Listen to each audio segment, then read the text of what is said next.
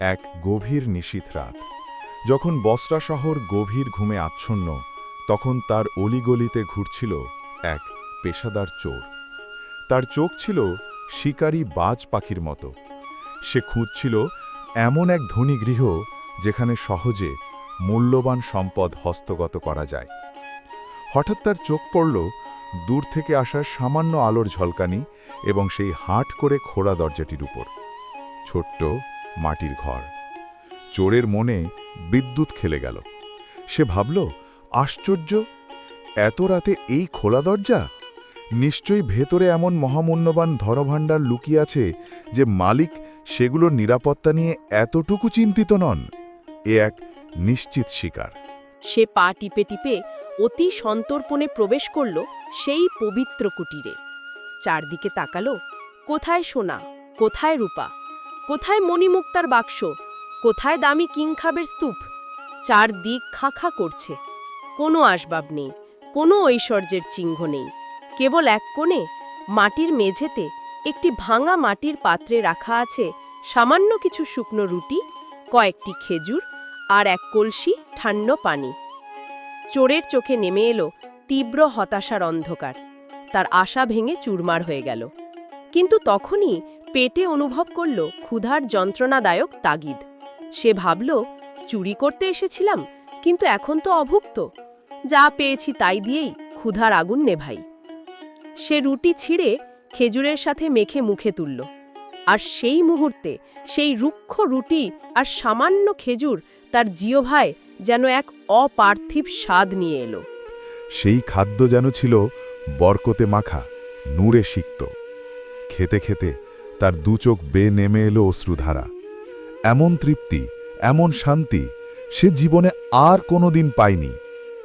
ঠিক সেই মুহূর্তে তাহাজ্জুদের নামাজ শেষ করে হজরত হাসান বসরি রাহিমাল্লাহ ঘরে প্রবেশ করলেন। চোরকে দেখলেন, সে রুটি খাচ্ছে আর কাঁদছে। তিনি বিন্দুমাত্র চমকালেন না। তার মুখমণ্ডলে ক্রোধের লেশমাত্র ছিল না, ছিল এক স্বর্গীয় প্রশান্তি।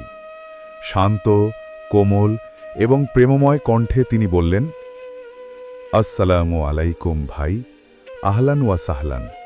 আরামে খাও, আল্লাহ তোমাকে হেদায়েত দিন আর তোমার রিজিকে বরকত দিন। ভয় করো না, তুমি আমার মেহমান। চোরের হাত থেকে রুটি পড়ে গেল। সে মাটিতে লুটিয়ে পড়ল। তার শরীর কাঁপছিল। কিন্তু এ ভয় নয়, এ ছিল অনুশোচনা আর অপমানের ভার। সে কাঁদতে কাঁদতে বলল, ইয়া শাইখ, আমি এক ঘৃণ্য চোর। আমি আপনার ঘরে এসেছি চুরি করতে, কিন্তু আপনি আমাকে চোর বলে গালি দিলেন না। আপনি আমাকে ধরলেন না, আমাকে প্রহার করলেন না, বরং ভাই বলে ডাকলেন, আমাকে খেতে দিলেন। আমার জীবনের সমস্ত অপরাধের চেয়ে এই সম্মান যেন আজ আমাকে বেশি আঘাত করছে। হে আল্লাহর বান্দা, আজ থেকে আমি আপনার গোলাম। আমি তওবা করলাম, আল্লাহর কসম, আর কখনো আমি এই পথে যাব না। হাসান বসরি রাহিমুল্লাহ মুচকি হাসলেন। সেই হাসি ছিল মেঘ কেটে যাওয়া ভোরের আলোর মতো নির্মল। তিনি অত্যন্ত মমতা ভরে চোরের কাঁধে হাত রাখলেন, যেন এক পাপী সন্তানকে বুকে টেনে নিচ্ছেন। ভাই আমার, তুমি আমার মেহমান, আর মেহমান যখন আসে তখন তার সঙ্গে আল্লাহর রহমত আসে। তুমিই বরং আমার জন্য বরকত নিয়ে এসেছ। শান্ত হও, খাও, তারপর ফজরের নামাজ পড়ে আমার সঙ্গে চলো। আজ থেকে তুমি শুধু আমার গোলাম নও, তুমি আমার দিনী ভাই। পরদিন সেই চোর হজরত হাসান বসরি রহিমের পিছনে দাঁড়িয়ে জামাতে নামাজ আদায় করল। অতঃপর সে তার খিদমতে লেগে রইল। বছরের পর বছর সে তার কাছে দিনের গভীর শিক্ষা গ্রহণ করল। সেই রাতের অশ্রু, সেই মাটির ঘরের রুটির বরকত আর শয়েকের করুণার স্পর্শে তার হৃদয় সম্পূর্ণরূপে পরিবর্তিত হয়ে গেল। কালক্রমে সেই চোর পরিণত হল বসরা নগরীর এক মহান আবিদ, পরহেজকার, ইবাদতকারী এবং সত্যনিষ্ঠ বান্দায়। আতিথেয়তা অর্থাৎ মেহমানদারি শুধু শারীরিক ক্ষুধা নিবারণ নয়, এ হল মানুষের হৃদয়ে আল্লাহর দয়া, করুণা ও মুহাব্বত পৌঁছে দেবার এক ঐশী মাধ্যম। যে ব্যক্তি মেহমানকে নিজের চেয়েও বেশি সম্মান করে এবং আল্লাহর আমানত মনে করে তার সেবা করে, আল্লাহ তার ঘরে এমন বরকত দেন যে সেখানে ধ্বংসের নিয়ত নিয়ে আসা মানুষটিও অলিতে পরিণত হয়ে বেরিয়ে যায়।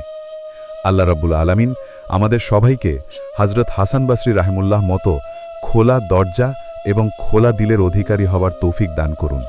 আমিন।